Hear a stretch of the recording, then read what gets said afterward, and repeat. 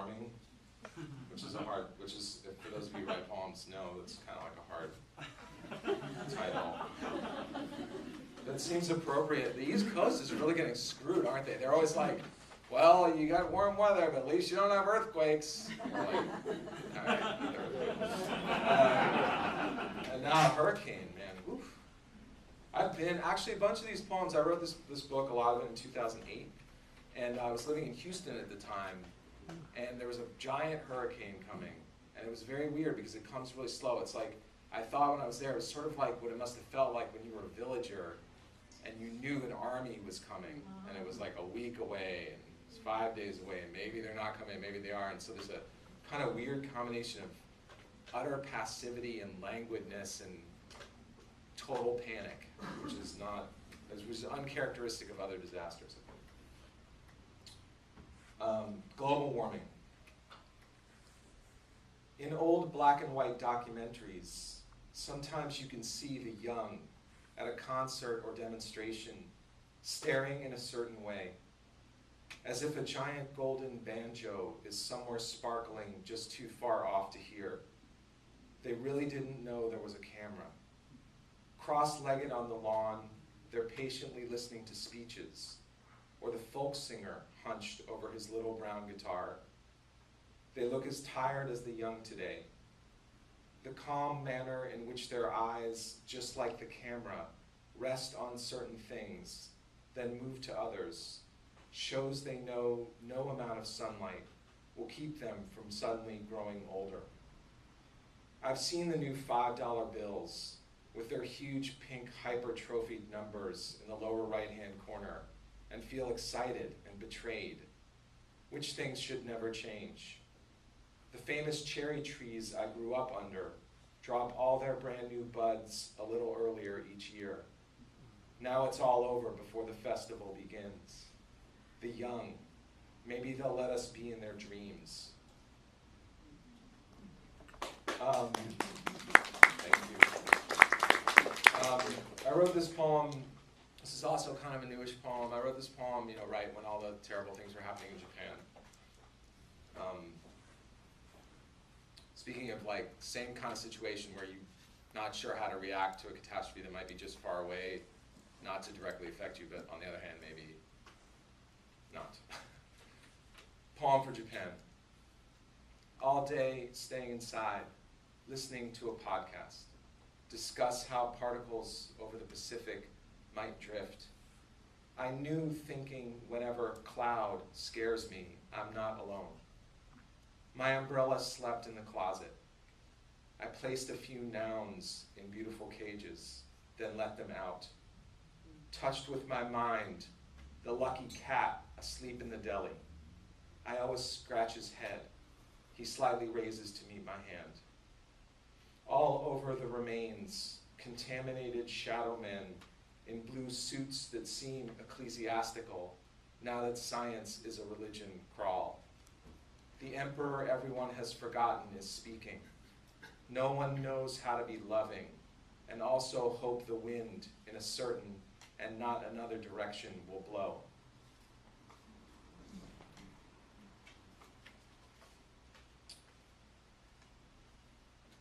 Read a poem.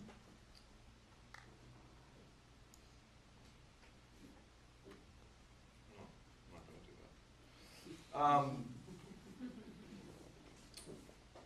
This poem is called A Glow. A Glow. Hello everyone, hello you. Here we are under this sky. Where were you Tuesday? I was at the El Rancho Motel in Gallup. Someone in one of the nameless rooms was dying. Slowly the ambulance came. Just another step towards the end. An older couple asked me to capture them with a camera. Gladly I rose and did, and then back to my chair. I thought of Paul Celan, one of those poets everything happened to strangely, as it happens to everyone. In German he wrote, he rose 3 pain inches above the floor. I don't understand, but I understand. Did writing in German make him a little part of whoever set in motion the chain of people talking, who pushed his parents under the blue grasses of the Ukraine? No. My name is Ukrainian, and Ukrainians killed everyone but 6 people with my name.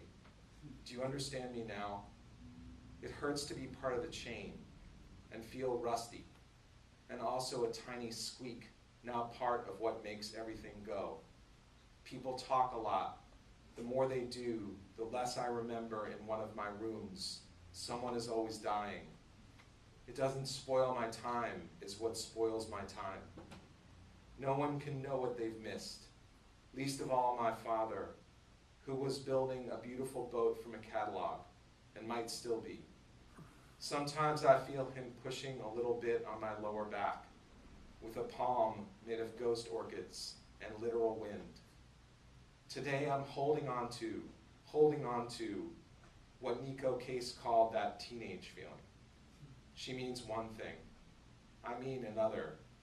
I mean to say that just like when I was 13, it has been a hidden pleasure, but mostly an awful pain, talking to you with a voice that pretends to be shy and actually is, always in search of the question that might make you ask me one in return. This poem is the poem that's in the broadside, and which is a beautiful broadside that Janine and Anne-Marie made, and you know, I just that kind of thing is so precious that, you know. Yeah, sure. I'll read. This sort of thing is amazing. It's an amazing thing to have this come from nothing and become a thing that you can hold. The poem's called Pocket. Yep, it's all there. Important parts. Pocket. I like the word pocket. It sounds a little safely dangerous, like knowing you once bought a headlamp in case the lights go out in a catastrophe. You will put it on your head and your hands will still be free. Or standing in a forest and staring at a picture in a plant book while eating scary-looking wildflowers.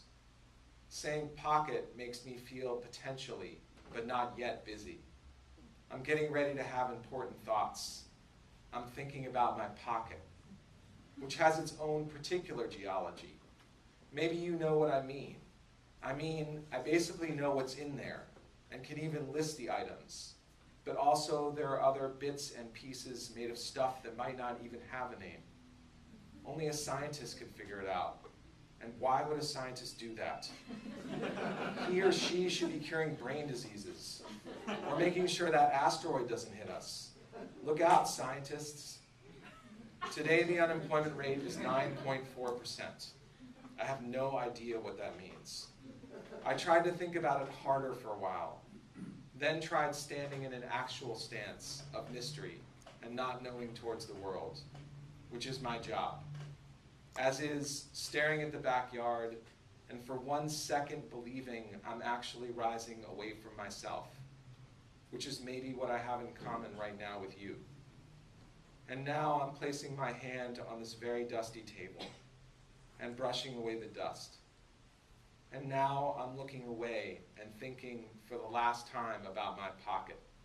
But this time I'm thinking about its darkness, like the bottom of the sea, but without the blind fluorescent creatures floating in a circle around the black box, which along with tremendous thunder and huge shards of metal from the airplane sank down and settled here where it rests, cheerfully beeping.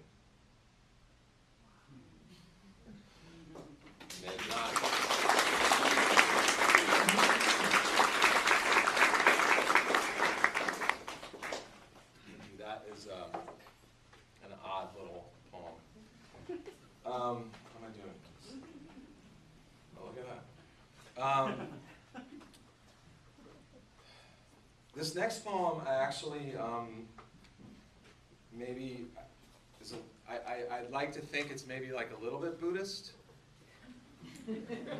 In 2008, before the last presidential election, that was like 50 years ago, it seems, right? You know, I spent a lot of time full of like really serious, like totally like transcendently pure rage with John McCain. I mean, it was like amazing. My body was like a flame of anger, you know, righteous anger. And so I decided that at some point I decided this was not a totally healthy state of being. So I decided I would try to write a poem for John McCain. And it's funny, isn't it fucking hilarious? Because now he doesn't seem that bad, right? Like, that's always, they don't seem that bad afterwards. You're like, George Bush, he wasn't that bad, you know, at least it's not, you know, the next maniac, you know, is coming down the pipe. Okay, so, anyway, this is a poem for John McCain. And the end is kind of Buddhist. Maybe we can, like, maybe you can tell me if you think the end is, like, a little bit Buddhist, maybe. Poem for John McCain. Today I read about the factory where they make the custom rolling ladders everyone has probably seen, rising through silent rooms full of boxes or shelves crossed by motes in the sun. Number 5 is my favorite, made of black walnut with its hinge that folds a small surface out for reading or placing books on as you shelve them. It's easy to imagine working in a library. For me, at least, there's something shameful about how clearly I can see it, like I'm thinking something important is not. I say tomorrow waits for me, but I don't know. If I knew anything about the wars, besides what I've been safely told, I might understand why they call him a maverick, when he's really just a horse like me, except with dark eyes, terrible from his useless suffering.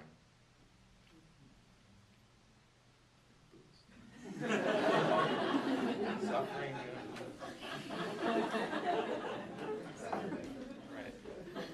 B minus.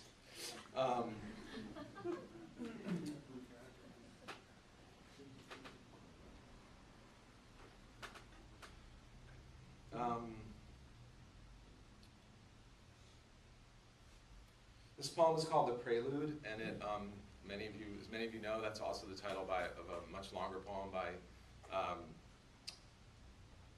William Wordsworth. And I was trying to think of a funny adjective to say before, but I was going to like much older, much more dead, much more, by the 19th century poet William Wordsworth.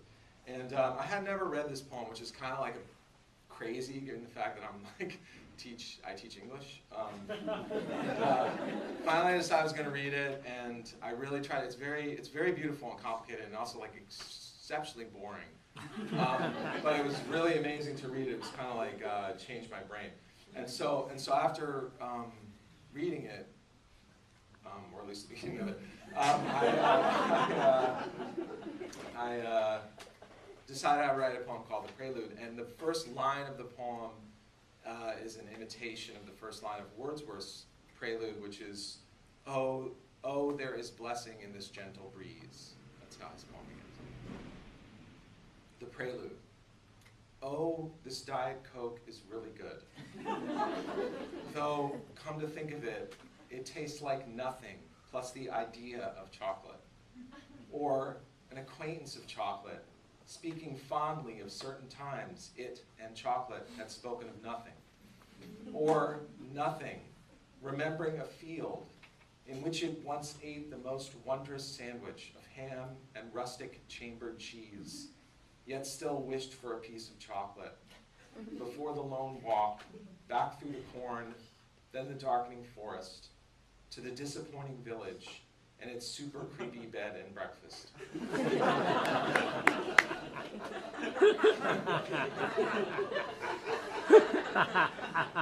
Distracted. With secret despair, I returned to the city. Something seemed to be waiting for me. Maybe the chosen guide, Wordsworth wrote. He would, even were it nothing better than a wandering cloud, have followed, which of course to me and everyone sounds amazing. All I follow is my own desire, sometimes to feel, sometimes to be at least a little more than intermittently at ease with being loved. I'm never at ease. Not with hours I can read or walk and look at the brightly colored houses filled with lives. Not with night when I lie on my back and listen. Not with the hallway, Definitely not with baseball. Definitely not with time. Poor Coleridge, son of a vicar and a lake. He could not feel the energy.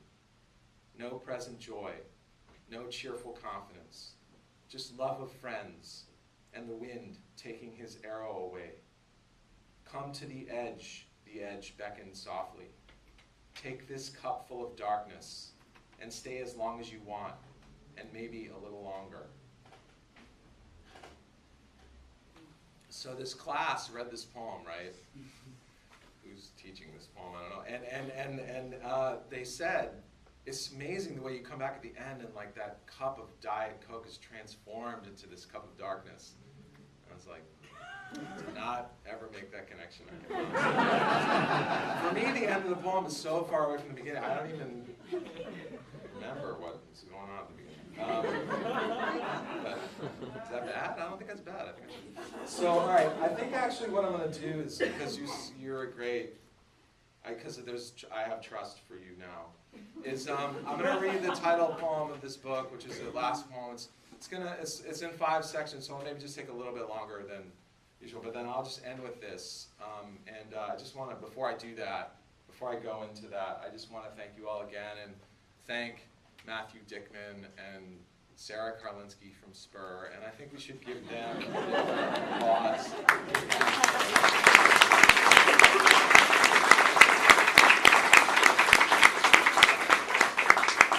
And Janine and the Zen Center and Anne-Marie and everybody, so thank you. All right. And what I'll do is I'll do this at the section in the appropriate way. So and it's, like I said, it's 5 sections, so which is good, because then I don't have to do like that. Come on, all you ghosts.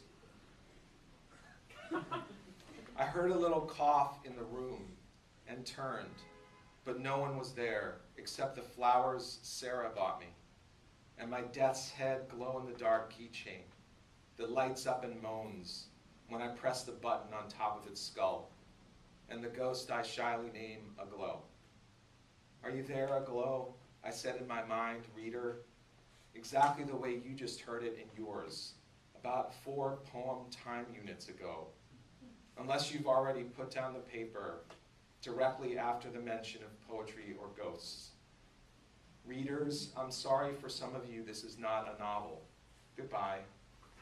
Now it is just us and the death's head and the flowers and the ghost in San Francisco, thinking together by means of the ancient transmission device.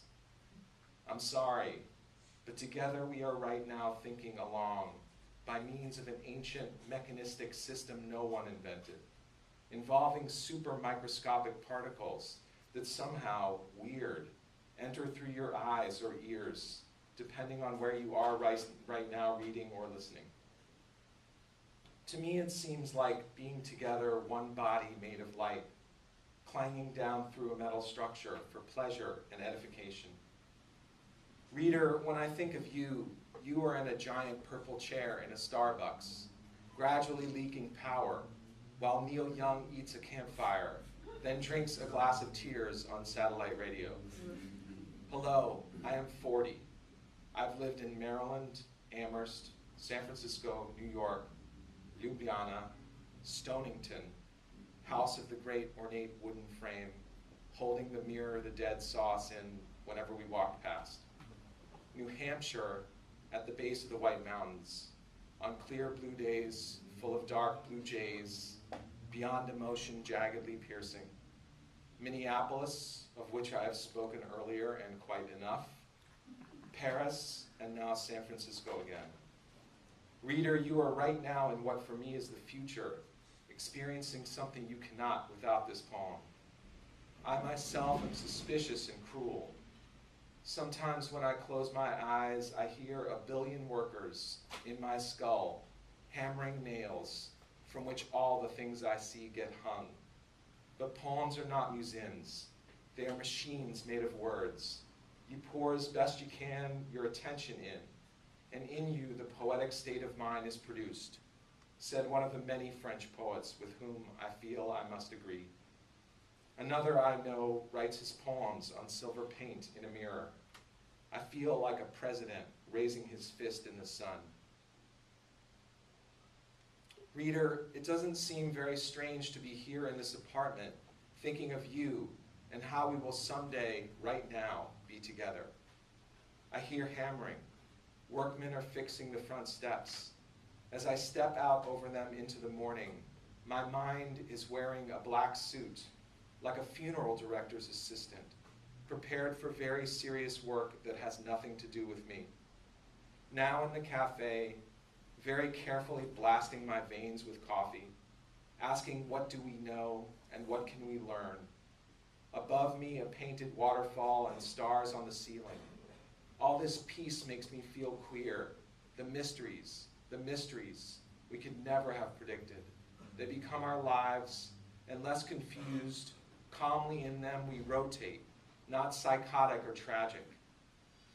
I have lived in the black crater of feeling every moment is the moment just after one has chosen forever to live in the black crater, of having chosen to live in the black crater.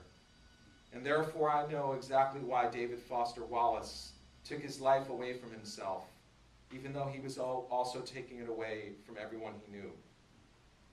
This morning I was woken by soft, sour breath, a slight fleck of metal in the organic, like a field of titanium gravestones growing warmer in the sun. I could breathe it for hours, but now it is gone, which is okay as long as the exhaling somewhere else continues. Her job is to incrementally regulate the conduct of those who regulate the city. And mine is to be happy for a few moments, thinking I could actually be one who is happy, watching afternoon fog pour predictably down into sunny Noe Valley from cold Twin Peaks. If you know the story of Marco Polo, you know after a long journey he came upon the Mongol armies, sleeping, and wisely turned back, already composing a much more fabulous story than not being able to report being torn apart by 4 horses attached to his limbs. From then on, wherever he went or did not, he brought back wondrous marvels and lies. In this poem, every word means exactly what it means when we use it in everyday life. So when I say, I went to the grocery store and felt too ashamed to ask, where are the eggs? Only a very small part of me means, I have returned to report we have by our mothers been permanently destroyed.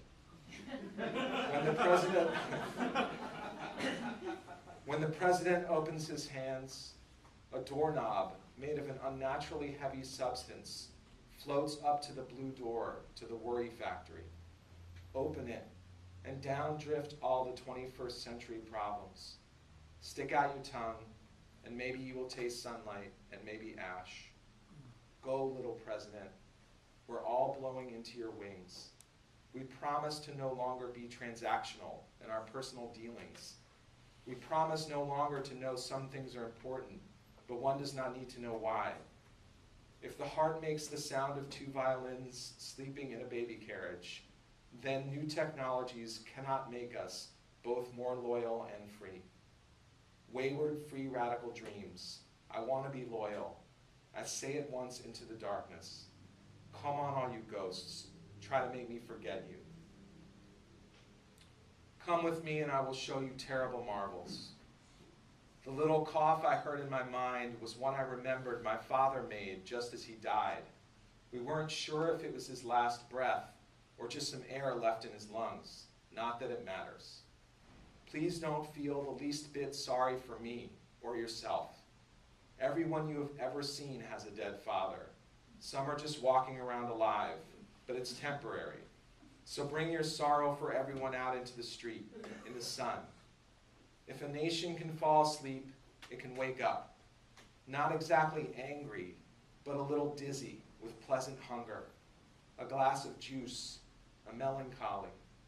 Then remember, we all have something important to do today in the sun. Come on, all you ghosts, all you young holding hands or alone, all you older people, and people of middle indeterminate age. We need you. Winter is not through with us. The sea seems more than a little angry, and over it blows a very cold breeze that is also the color gray. In this room with its black desk, sometimes I hear the crystal factory whirring under a sky the color of black tabletops, entranceways, and dead light bulbs. Are those your hands on the switches, ghosts? All day I've been feeling blind, dizzy, and enclosed, as if I were being carried in the hand of a great being who insisted he was still, but I could feel the motion. Come on, all you ghosts. Bring me your lucky numbers that failed you. Bring me your boots made of the skin of placid animals who stood for a while in the snow. Bring me your books made of blue sky stitched together with thread, made of the memory of how warm even the most terrible among us has felt the skin of his or her beloved in the morning to be. Come on, all you ghosts. Try to make me forget one summer lost in a reservoir, and another I keep in my chest. Come on, all you ghosts. Try to make me repeat the most terrible thing I said to someone, and I will, if the mind of that someone could ever be eased. Come on, let's vote for no one in the election of who is next to die. Come on, all you ghosts. I know you can hear me. I know you are here. I've heard you cough and sigh. When I pretend I do not believe, I have to say something important. Probably no one will die of anything I say. Probably no one will live even a second longer. Is that true? Come on, all you ghosts. You can tell me now. I've seen one of you becoming, and I'm no longer afraid. Just sad for everyone, but also happy. This morning I woke next to the warm skin of my beloved. I do not know what terrible marvels tomorrow will bring, but ghosts, if I must join you, you and I know I've done my best to leave behind this machine. Anyone with a mind who cares can enter. Woo-hoo!